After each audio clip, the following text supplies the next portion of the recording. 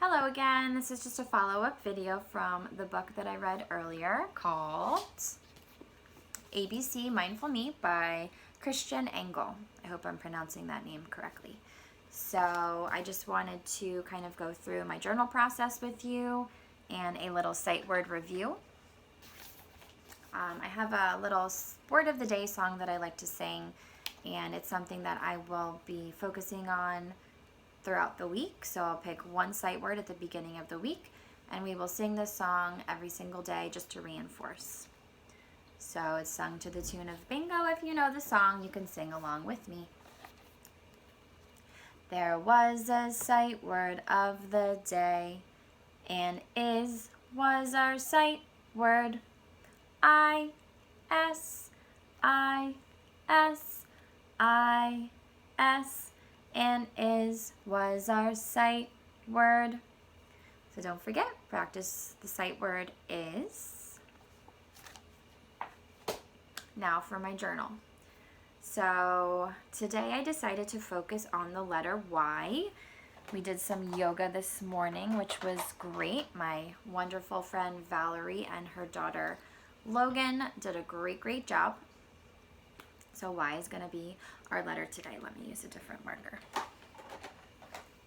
So when we make our letters, we always go from top to bottom. Our letters always start at the top. So for uppercase Y, it's a little line down like a slide. Then you're going to frog jump, big line down to the bottom. Okay? Lowercase y is going to go under the dotted line. Now normally, letters do not pass underneath this bottom line, but Y is a special letter. It's a dip down letter. It dips down under the bottom line. So it's a little line, frog jump, and it dips down under that bottom line. Uppercase, lowercase. Now the Y is tricky with its sound. It can get kind of confusing for my students, but the letter Y says ya, ya. Can you think of any words that begin with the letter Y? I'll go first. My word is yoga. What other words can you think of that begin with ya? Maybe yellow. Maybe some yogurt. Did any of you have yogurt today? The word yes. So think of some more words that begin with the letter Y and practice the sound of the letter Y. Now the sight word for today is. I, S.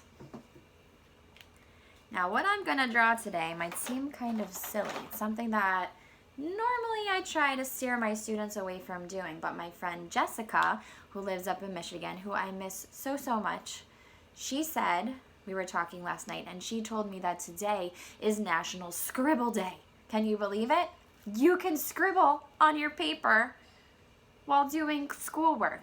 Amazing, right? Normally your teachers are like, don't scribble, scribble.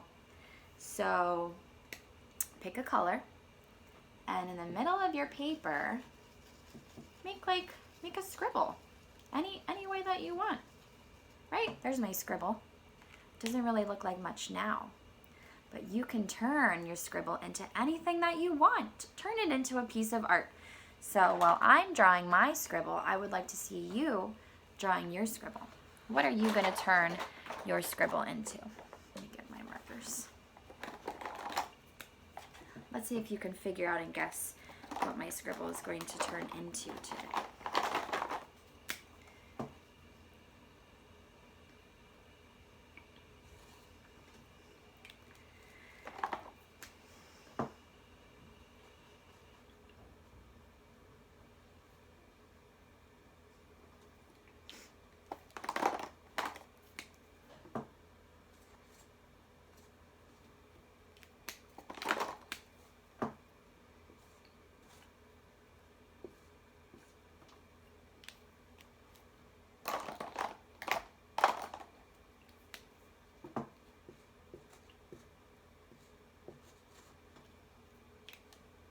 What did I turn my scribble into?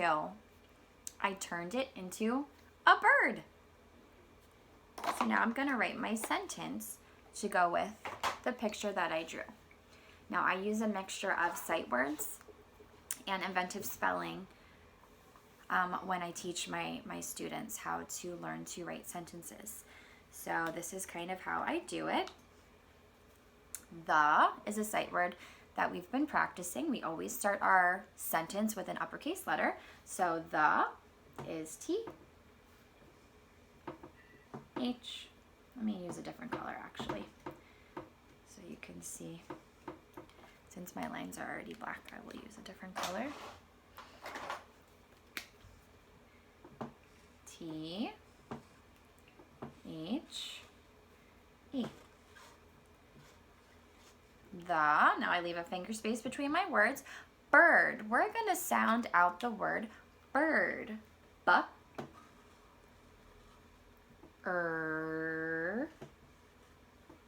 D. So that's the phonetical spelling. It's inventive spelling.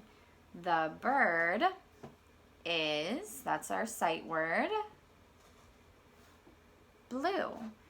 Now my students are practicing how to properly spell their color words at this point in the school year, so I'm going to spell the word blue correctly. Can you help me? How do we spell the word blue? B, L, U, E. The bird is blue. Now I think I'm forgetting something at the end of my sentence. Does anybody know what that is? It's a period, right? A period tells the person reading the sentence to stop. It's like a little mini stop sign. Now, if I was super duper excited that my bird is blue and I said, the bird is blue, I would want to end my sentence with something different. I would want to let the reader know that I want them to read the sentence with emotion. What would I need to end my sentence with if I want the person reading my sentence to read it with emotion? An exclamation point. So I would turn that period into an exclamation point. It kind of looks like an upside down lowercase I. So that's how you can help your students to create a sentence using inventive spelling and sight words. So that is it for the journal portion of today. I hope you enjoyed.